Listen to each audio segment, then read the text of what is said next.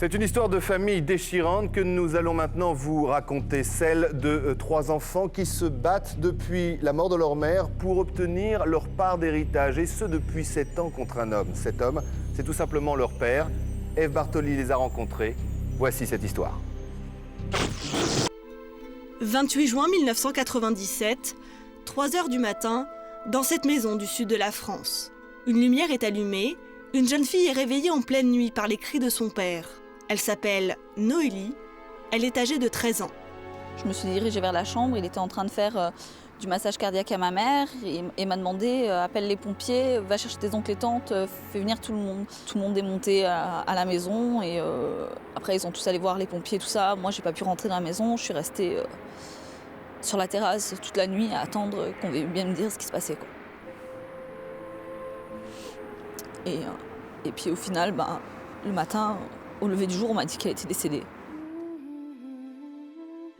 La mère de Noélie, Audrey et Anthony, n'avait que 39 ans. Elle est morte brutalement, victime d'une rupture d'anévrisme, laissant 3 enfants âgés de 3, 10 et 13 ans. 12 ans plus tard, Noélie, 25 ans, Audrey, 23 ans et Anthony, 15 ans, se battent en mémoire de leur mère. Ils souhaitent récupérer leur héritage, mais aujourd'hui cela semble impossible car selon eux, une personne s'y opposerait, et cette personne, ce ne serait pas n'importe qui.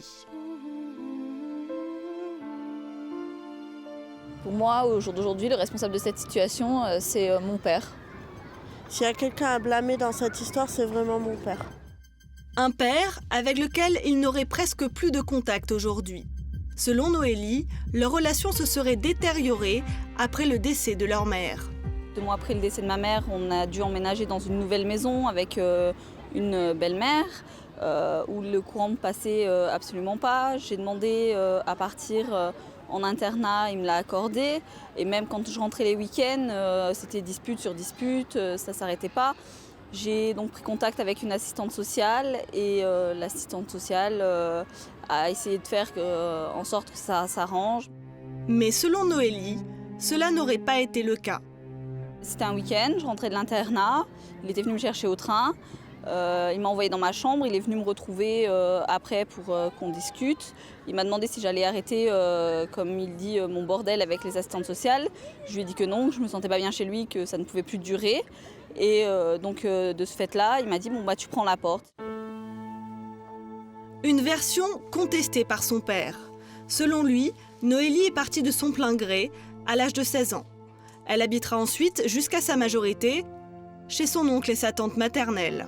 2 années pendant lesquelles, selon l'oncle de Noélie, son père n'aurait pas été présent.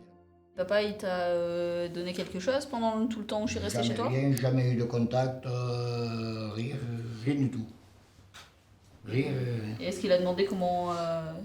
Il m'a jamais appelé, ni demandé quelque chose, quoi, rien. Pas de courrier. Et tu es resté chez moi pratiquement 2 ans. Il t'a abandonné, quoi, pratiquement. Il t'a renié. Je la considérais comme ma fille, elle était à la maison. Elle avait besoin de vêtements, j'ai acheté, elle avait besoin de manger, elle mangeait. Si elle voulait sortir, elle sortait, mais à une heure précise, elle devait rentrer. C'était ma fille. Selon Audrey, son père l'aurait mise aussi à la porte. C'était en 2004, elle avait 18 ans. Je suis rentrée d'une semaine de vacances à passer chez mon copain. Et quand je suis revenue, il avait changé les serrures. Et je l'ai appelé et il m'a dit tu remettras pas les pieds à la maison. Donc de là, je suis allée à la gendarmerie. Et la gendarmerie l'a appelé en lui demandant de me rendre gentiment mes affaires. Ce qu'il a fait, il m'a dit de passer à 18h, il m'a rendu mes affaires. Voilà. Et de ce jour-là, il n'a plus de contact réel avec moi. Une version là aussi contestée par le père. Selon lui, elle serait restée chez lui jusqu'à l'âge de 20 ans. Le dernier de la fratrie, Anthony, nous dit qu'il aurait subi le même sort. C'était l'année dernière, il avait à peine 15 ans. Je n'attendais pas que mon père me mette à la porte. C'est parti d'une histoire de vélo que j'avais emprunté à ma demi-sœur, mais je n'avais pas l'autorisation. Mon père s'en est aperçu et mon père m'a dit Je veux plus te voir, dégage et voilà. Mais pour son père, Anthony est parti à cause de sa sœur aînée, qu'il aurait monté contre lui. Depuis, suite à une décision de justice, Anthony habite chez Noélie. Salut, bonne journée. Ah ouais, ça. Okay. Pour cette jeune femme de 25 ans, c'est une lourde responsabilité qu'elle assume avec le plus grand sérieux. T'as vu avec tes profs là, tu sais, pour les notes où ils s'étaient trompés, tu sais que je t'ai mis là les mots, d'aller voir la prof de maths, le prof de français, prof d'histoire. T'as vu? Maintenant que t'es à presque 14 de moyenne, ce serait dommage de baisser parce qu'ils t'ont pas mis les notes que t'as eues au contrôle, quoi. Seule difficulté pour elle, les finances. Noélie touche 700 € d'allocation par mois pour s'occuper de son frère. Une somme à laquelle s'ajoute normalement 150 € de pension alimentaire versée par son père. Mon père devrait verser une pension, mais en 8 mois, il m'a versé 4 mois et au jour d'aujourd'hui, il me doit 400 € encore. Il verse ça quand il le veut, c'est-à-dire que ça arrive en fin de mois, début de mois, mi-de-mois. Ça arrive pas, c'est comme il le sent, comme il le veut, c'est jamais... on peut pas compter sur lui, quoi. Le père de Noélie réfute ces accusations. Il affirme avoir réglé la pension alimentaire. Noélie estime qu'elle ne peut pas compter sur lui non plus pour régler la succession de leur mère. Depuis 12 ans, ce dossier est au point mort. Pourtant, en 2002, Noélie, devenue majeure, a entrepris des démarches auprès du notaire. Elle souhaitait savoir ce que sa mère avait laissé en héritage à ses enfants. Le notaire m'a appris que concernant la succession, il nous revenait une maison. Un quart revenait à mon père, un quart revenait à mon petit frère, un quart revenait à ma sœur Audrey et un quart me revenait à moi-même. Cette maison, la voilà. Elle est composée de 2 appartements, un 3 pièces et un 5 pièces. En 2002, un logement est disponible, alors, avec l'accord de son père, Noélie s'y installe. Une installation qui aurait été, selon elle, de courte durée. Un dimanche, mon père est arrivé en prenant tous mes meubles, en les passant par-dessus les barrières. Ils ont fini sur la route, tout a été cassé. Le 17 mars 2002, Noélie porte plainte contre son père. Faute de preuves, la plainte sera classée sans suite. Pas de suite non plus pour la succession. En 2003, le notaire apprend une bien mauvaise nouvelle à Noélie. J'ai appris du notaire que mes parents possédaient 2 sociétés qui avaient toutes les 2 un lourd passif. 450 000 € pour la première société et 170 000 € pour l'autre. Un passif qui pourrait rentrer dans la succession et engloutir la maison laissée par la mère de Noélie. J'ai eu peur que on me saisisse la maison qui devait me revenir. Donc forcément, j'ai tout laissé tomber, en plus du fait que mes frères et sœurs habitaient encore chez mon père. Le notaire a tenté d'obtenir des informations sur ces 2 sociétés. Leur père n'aurait jamais répondu à ces courriers. Alors aujourd'hui, 12 ans après le décès de leur mère, Noélie, Audrey, Anthony ont décidé de tirer cette affaire au clair et de savoir exactement ce que contient cette succession. Première étape, le passif des 2 sociétés. Noélie a appris qu'elles étaient toutes les 2 en liquidation judiciaire, alors elle a écrit au liquidateur pour connaître le montant du passif. Ce jour-là, elle reçoit la réponse de l'un d'entre eux.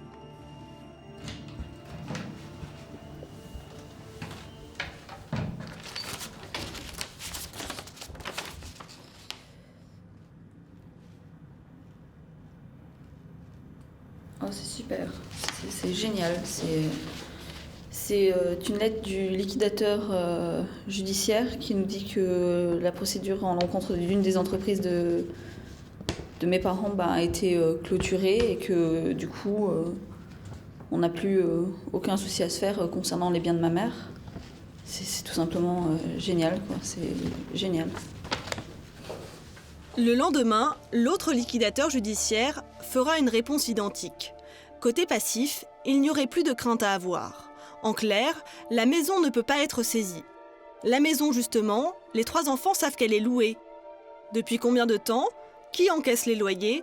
Pourquoi ne touchent-ils rien alors qu'ils devraient bénéficier des 3/4 des loyers, et ce depuis leur majorité? En 2002, c'était une agence immobilière qui s'occupait de la gestion des 2 logements. Est-ce toujours la même aujourd'hui? Pour le savoir, Noélie et Audrey se rendent sur place. Elles sont équipées d'une caméra cachée. J'aurais voulu savoir si vous aviez toujours notre maison en location. au jour d'aujourd'hui ou pas? Et depuis combien de temps? Ouais, on a toujours en gérance, ouais. Vous l'avez depuis quand exactement en gérance? 99. Parce qu'en 2002, le notaire vous avait fait un courrier comme quoi on était usufruitier. Au jour d'aujourd'hui, on n'a rien qui nous tombe, donc on est quand même en 2009. Entre 2002 et 2009, vous auriez largement eu le temps de faire ce qu'il fallait. Comment se fait-il que... Est-ce qu'on a eu ce courrier? Ah oui, je l'ai entre les mains. Il est là. Une photocopie, mais elle est là. Dans ce courrier daté du 28 février 2002, le notaire écrit à l'agence immobilière. Il informe que le père de Noélie, Audrey et Anthony, n'a le droit qu'à un quart des loyers. L'agence immobilière dit ne pas avoir reçu cette lettre. L'employé ne souhaite plus répondre aux questions des deux sœurs. Noélie et Audrey repartent sans savoir qui touche aujourd'hui le montant des loyers. Pour elles, pas de doute, c'est leur père qui encaisse l'intégralité de cette somme. Elles souhaitent avoir des explications.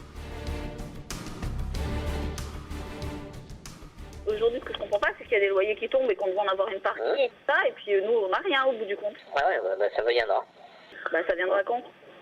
Je vous le dirai. Tu nous diras, mais on est majeur quand même. Je veux dire qu'il y en a 2 de majeurs sur 3. Oui. On devrait toucher, les majeurs devraient au moins toucher une partie. Moi, j'ai travaillé plus de 20 ans de ma vie pour payer ce qu'on a. Donc, j'ai pas l'intention de le donner aujourd'hui. On demande que la part de maman, et c'est légitime. Bon, de toute façon, j'ai pas envie de parler de ça ce soir. C'est pas l'ordre du jour. Voilà, c'est comme ça pour l'instant. Voilà. Ben quoi? Non, mais il y a quoi? Je voulais encore essayer une fois gentiment, qu'on puisse en discuter, mais ça... Comme il n'y a pas de sentiment, Moi, j'ai fait des murs le samedi et le dimanche. Je me suis crevé pour avoir quelque chose, pour arriver au bout de mes jours. Puis toi, tu viens à 25 ans, me casser les pour avoir des loyers. Allez vous faire foutre. Un centime, vous l'aurez pas. Voilà, vous l'aurez pas. Vous allez où, là? Oh! Mais allez vous faire foutre. Allez vous faire foutre. C'est clair? Allez vous faire foutre. Voilà. Le lendemain, Noélie reçoit un appel de son père. Il semble revenu à de meilleurs sentiments. Elle a donné rendez-vous à sa sœur pour l'informer de la teneur de leur discussion. Il nous demandait un rendez-vous, tous ensemble, tous les 3 plus lui au restaurant. On parle donc de la maison et de son plan et de ses idées pour qu'on puisse retrouver notre bien. Il promet toujours des choses, il ne tient jamais parole. Et il va nous proposer quelque chose qui va forcément l'arranger lui. Il aurait voulu faire quelque chose de concret, il ne nous aurait pas dit au restaurant, il nous aurait fait amener devant le notaire. Noélie, Audrey et Anthony n'ont plus confiance en leur père. Ils ont besoin d'un médiateur, en l'occurrence notre émission, pour trouver au plus vite un arrangement avec lui. C'est leur avenir qui en dépend. Sur le plateau de Sans aucun doute, Noélie et Audrey font face à Christophe Moulin. Dans le studio, il règne un silence assourdissant, tant l'émotion suscitée par ce drame familial est vive. La disparition brutale de leur maman et la démission présumée de leur papa ont traumatisé les 2 jeunes femmes. Noélie et Audrey ont le sentiment qu'on leur a volé leur adolescence. Ma jeunesse et ma vie d'enfant s'est arrêtée le jour où ma mère est décédée, quoi. C'était déjà pas évident avant puisque c'était très conflictuel, mais ça s'est arrêté le jour où elle est décédée, ça s'est arrêté. Tu deviens grande, tu t'occupes de ton frère, ta sœur et on oublie de vivre. À 25 ans, Noélie porte sur ses épaules la responsabilité de chef de famille. Comme ses frères et sœurs, elle a tiré un trait sur la relation avec son père. Un homme dont elle juge le comportement indigne. En 12 ans, il m'a dit « j'ai pas eu le temps de mettre une plaque de marbre ».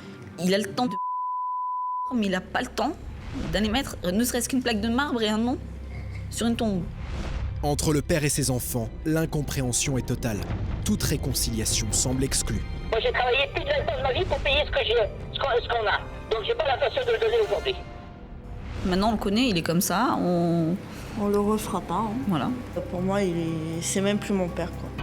Les enfants de la défunte refusent de baisser les bras face à l'attitude de leur père. Ils souhaitent obtenir la part d'héritage qui leur revient. Ce soir, Sans aucun doute répond à leur SOS. Place à l'action. Je vous propose de retrouver notre journaliste qui a conduit cette enquête à vos côtés, Ève Bartoli. Ève Bartoli qui doit se trouver normalement pas très loin du domicile de votre père. Ève, est-ce que vous m'entendez ? Oui, Christophe, je vous entends. C'est une maison qui se trouve, en fait, si vous voulez, en haut d'une colline. Donc, c'est impossible de garer la voiture à côté. Donc, nous sommes à peu près à, on va dire, 500 mètres de cette maison.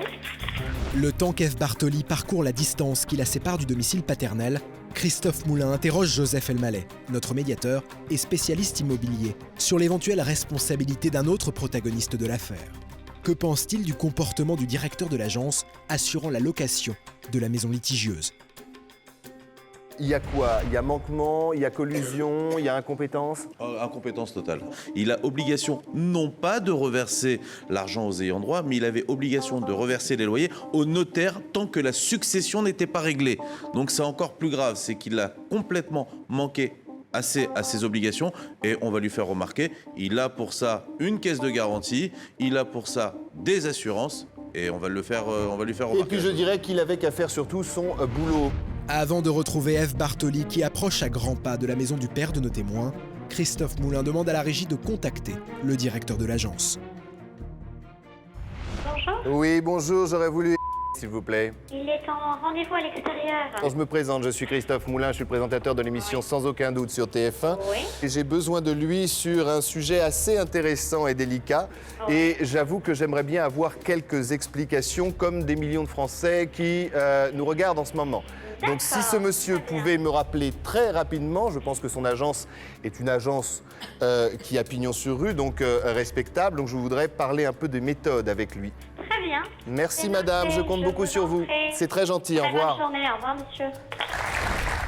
En attendant l'appel du directeur, retour aux côtés de notre journaliste. Ève Bartoli se présente à l'entrée du pavillon du père d'Audrey et Noélie. Hélas, les nouvelles ne sont pas bonnes. Oui, bah écoutez, il y a personne. Donc visiblement il n'y a personne. Alors ce que je vous propose, c'est nous on va essayer d'appeler donc le père de Noélie et d'Audrey sur son portable. Donc on va composer le numéro tout de suite. Bonjour, je suis assistante de la personne que vous cherchez à joindre. Je prends votre nom, vos coordonnées et votre message après le bip. Une fois C'est extraordinaire, on n'a jamais eu celle-là.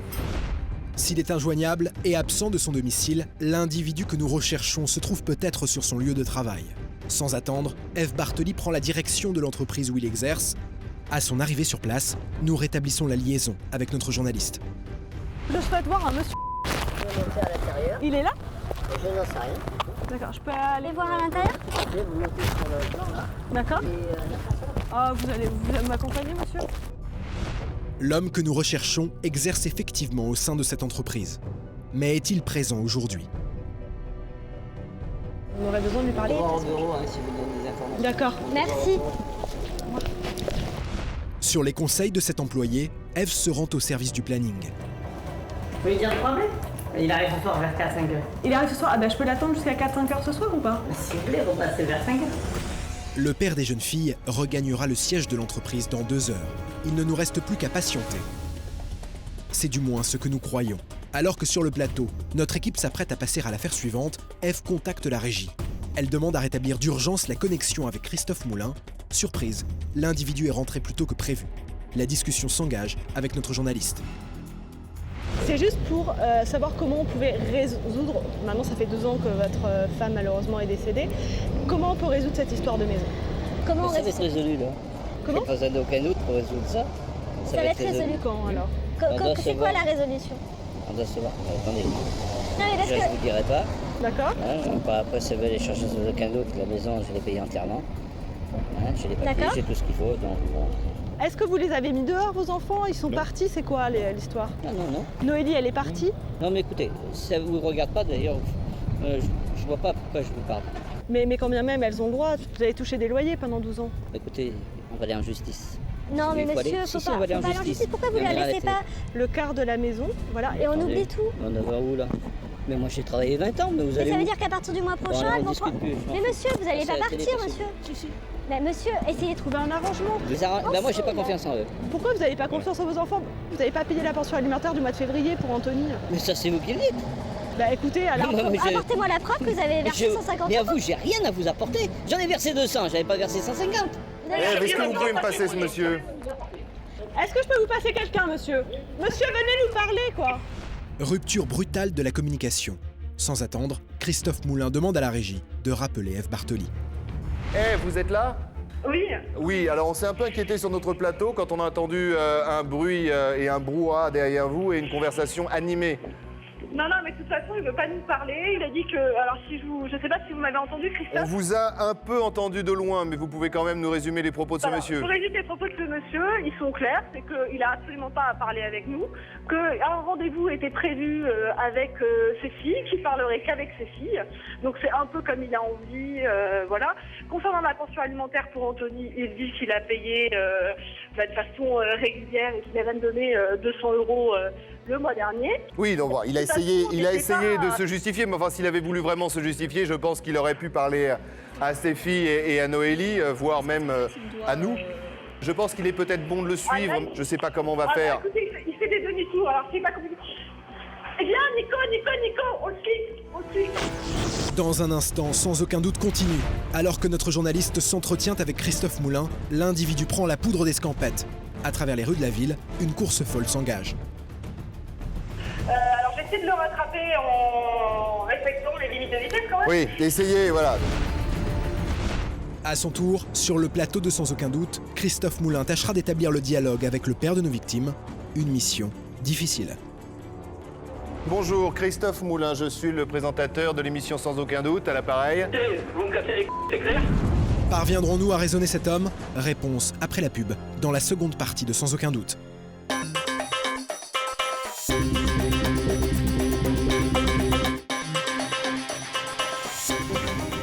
Audrey et Noélie sont-elles victimes d'une captation d'héritage?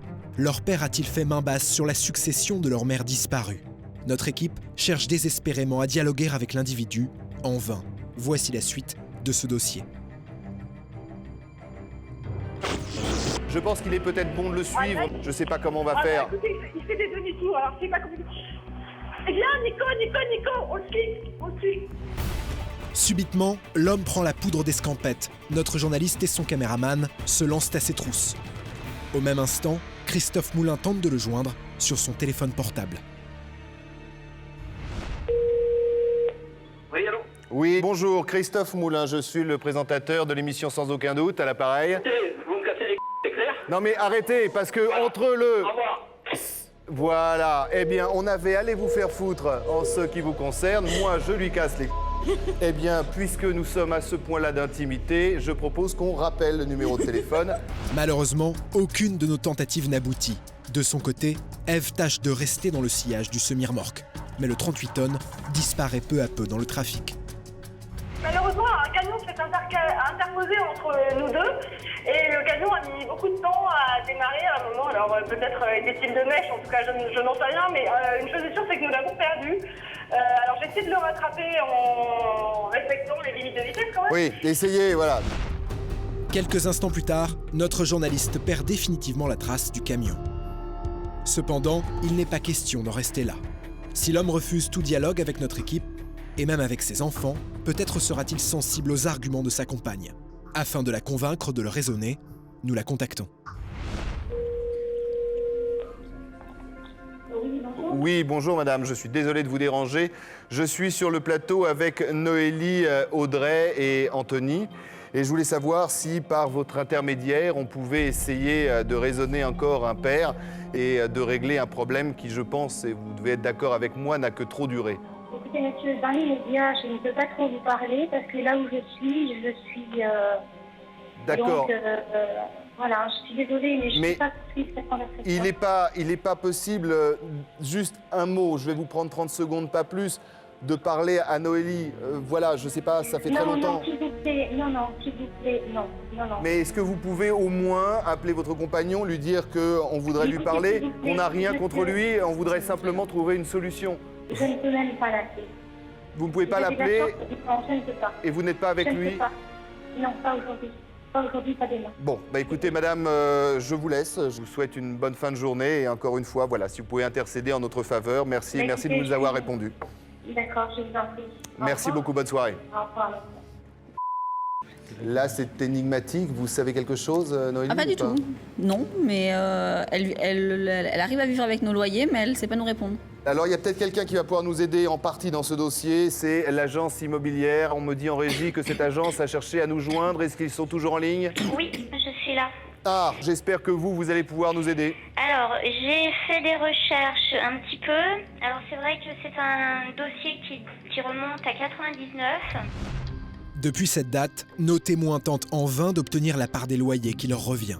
Cela fait maintenant 12 ans, d'après elles, que leur père les touche en totalité et qu'il refuse de leur reverser le moindre centime. L'agence immobilière fermerait-elle les yeux sur une telle injustice? Maître Sabine Cordès s'interroge. Vous vous rendez compte que dans ce dossier, il y a une difficulté puisqu'il semblerait que le papa de Noélie et de Audrey et de leur petit frère vous ait caché la réelle propriété. C'est pour ça d'ailleurs que le notaire avait écrit à votre agence le 28 février 2002. Alors ça, c'est un document que je ne retrouve pas dans le dossier qu'on a conservé à l'agence, le dossier qu'on a actuellement. Oui. Ce document, nous l'avons, il a été remis directement à l'agence au cours du reportage. C'est-à-dire il y a maintenant quelques jours, il y a peut-être une semaine ou deux. Voilà, c'est moi qui l'ai réceptionné. Alors, donc vous avez ce document aujourd'hui alors? Oui, je l'ai eu il y a 15 jours parce que les jeunes femmes sont passées vous voir. Nous étions avec elles d'ailleurs. D'accord. Je l'ai entre les mains. Il est là. Une photocopie, mais elle est là. Alors, ce que j'ai fait quand j'ai eu ce document en main il y a 15 jours, c'est que j'ai joint le papa de ces jeunes filles. Ah, vous avez réussi, vous avez de la chance. Je lui ai demandé de nous accorder un rendez-vous à l'agence d'ici la semaine prochaine. Ce que j'ai fait également, c'est que j'ai bloqué automatiquement les comptes. Ah, très bien. Voilà. Bah oui, vous avez bien fait. Eh ben, c'est une... Alors là, merci beaucoup, madame, parce que dans ce dossier, je dirais enfin une professionnelle. Par ailleurs, il y aura après à discuter avec vous, et on le fera de façon intelligente, sur l'ensemble des loyers qui ont été versés au père de façon totalement illégitime et de la responsabilité éventuelle de votre agence. Parce qu'à ce titre-là, il serait bon peut-être que vous envisagiez une déclaration de sinistre. Vous avez peut-être été trompé, mais vous aviez un devoir de vérification. Peut-être que le papa sera prêt à reverser les sommes qu'il doit. Alors là, justement, autant, je ne sais pas ce qu'il vous a dit quand vous l'avez eu, mais le papa ne pourra absolument pas, je pense, avoir ce type de raisonnement. Donc, il va falloir que vous usiez de vos forces et de votre force de persuasion pour pouvoir récupérer cet argent. Je pense qu'il faut voir à l'issue du rendez-vous qu'aura ma direction avec ce monsieur ce qui peut en sortir. Bon, eh ben écoutez, je vois qu'il y a du pain sur la planche et que cette réunion risque d'être fructueuse. Je pense. Bien, écoutez, merci de votre compréhension. Et donc, à la semaine prochaine. À la semaine prochaine. Notre interlocutrice paraît confiante quant à l'issue de la réunion. Pour la première fois, une issue favorable au litige est envisageable. Première avancée significative dans ce délicat dossier. Vous êtes arrivé ici tout à l'heure, la chose était plus que compliquée, c'est le moins qu'on puisse dire. C'est un petit pas, je ne sais pas, petit ou grand, je ne sais pas, c'est à vous de me dire. Grand par rapport à ce qu'on avait. On n'avait rien au début, on est venu ici avec rien. Donc on repart. Les loyers sont déjà bloqués, c'est déjà formidable. C'est déjà fait. Ils vous seront versés. Et les arriérés, je pense, sans être grand clerc de nid, que vous allez les toucher. Peut-être pas moi, mais nos témoins, oui. Je l'espère.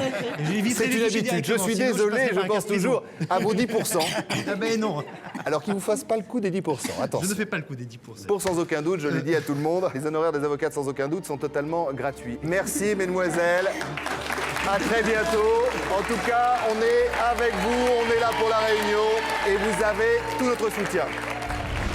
À la suite de cet enregistrement, Audrey et Noélie ont appris que les fonds qui leur reviennent seraient versés sur le compte séquestre de leur avocat. Elles devraient donc toucher rapidement leur argent, une affaire bientôt classée.